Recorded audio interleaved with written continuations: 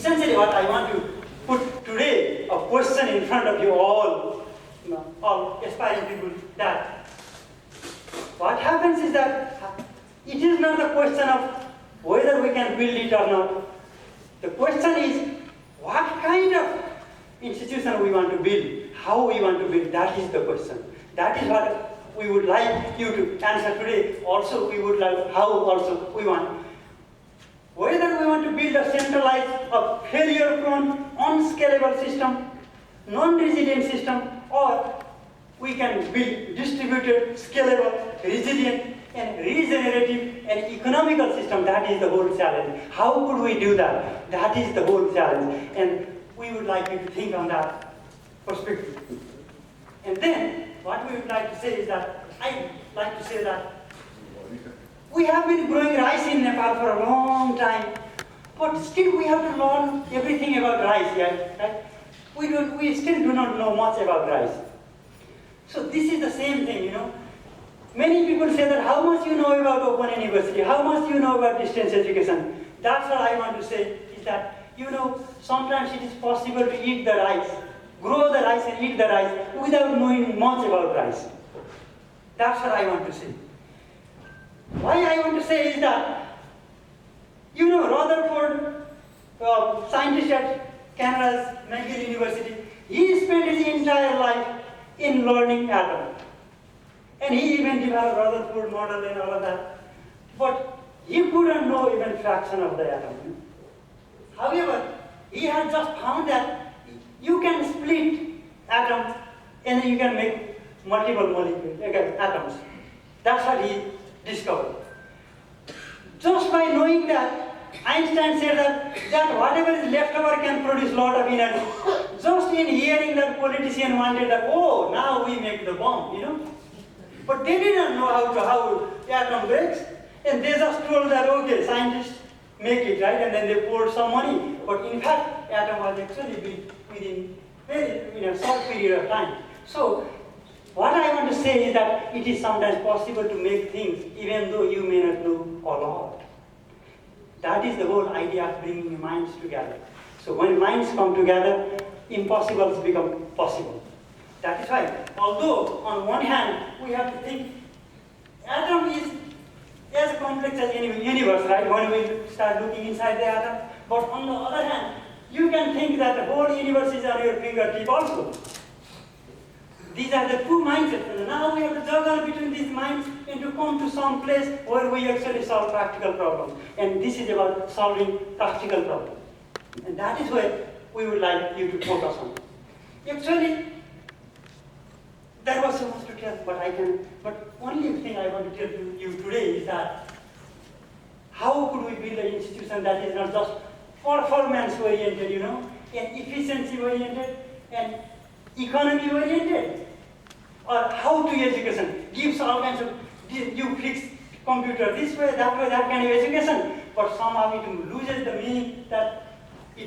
meaning of universal welfare, loses the meaning of humanity, personal worth, emancipation of society, and dignity of society. If we lose that and then we become completely mechanistic, and then these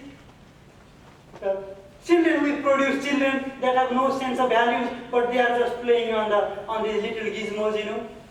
That is not the society we want to create. We want to create a society that is really worthy to live on. That is what we would like all of you to think about. And in this frontier, we have come some length, you know, from developing some kind of vision to all kinds of presentation, convincing so many people, building teams, at least the preliminary team, because without team we could not have come this far. And then fact-finding, we want to fact-finding missions, and then promoting the ideas. So on and on and on, there is some little bit of website we have created, and then there is some information. Of course, everything needs improvement, but somehow we have come some distance. So we are not in the ground zero, we are somewhere. We are walking tiny walk. How far it is from this long journey, we don't know, but somehow we have a little bit. That's what I would like to say. And then, still, what I have to say is that the final reality is that still the code is already still blank. much has yet to be written. That's what I would like to say. So, today, what we would like is that I would like you to help us solve or be participant of how we could build our feathers, Sometimes, this peacock has amazing feather, but it doesn't, the amazing feather doesn't help it fly. Actually, it is very hard to fly with that feather, right? But it is very important for its survival. Same thing, sometimes we have to be, how we could present this idea such a way that people are really inspired by it, and then people are willing to help us. That is the whole, and then how we can bring educators, thinkers to solve this problem. Where are the Rutherfords, and where are the Eisenhowers and whatever, And then, so technological leaders, how we solve technological problem, we have to bring them. We need even political leaders, sometimes because nobody is going to give us $1 billion, $1 million, whatever, the way I go, people may not give $10, That's it. So we have to bring somebody who can ask for large sum of money, and then looking at them, they think that is possible, and then they will give. So we have to build something like that beyond us. If we think that, we have to go, we will do it ourselves, we will order the pie alone, we will have all the glory alone, then we will not have anything. But if we go, open up, become humble and find people who are even better than us, possibly we will go somewhere. That is the whole trick of doing this. And then the Nepal's lawmakers and all of this will work together with them, and how to do that. Policy makers, how to influence on policy, to fundraisers, It is very important. Without the green dollar, hardly anything moves. So, and we are working with $0 until now, but it may not be really possible to feed so many people. Look at these people, young people who are working day and night. We are unable to feed them. That is the situation today. So it is real sin.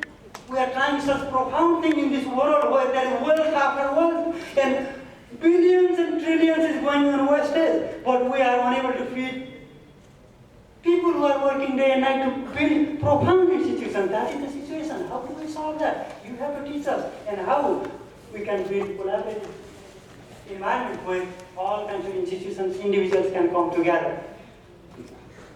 So, in the end, I would like to ask you a question, that every one of you have to ask for yourself, not me. What I want to become, because we want you to help, but it doesn't, just we asking help doesn't help, You have to, all of us have to ask to ourselves, what I want to become. I want to become a very rich and a big house and mansion and whatever, or I want to become like Gandhi or Mandela, who knows? We don't know who wants to become what. Only every individual can know for themselves. And then, what am I today? Am I there? What am I? And then, what should I do? That's what we have to ask. And then, what is the benefit? Benefit is also very important. What kind of benefit we are seeking? We are seeking some glory, name, or fame, or somehow salvation for the self, or whatever it is. We don't know. Everybody has to find that for themselves. And then, what is my inspiration? What inspires me? For example, what inspires me?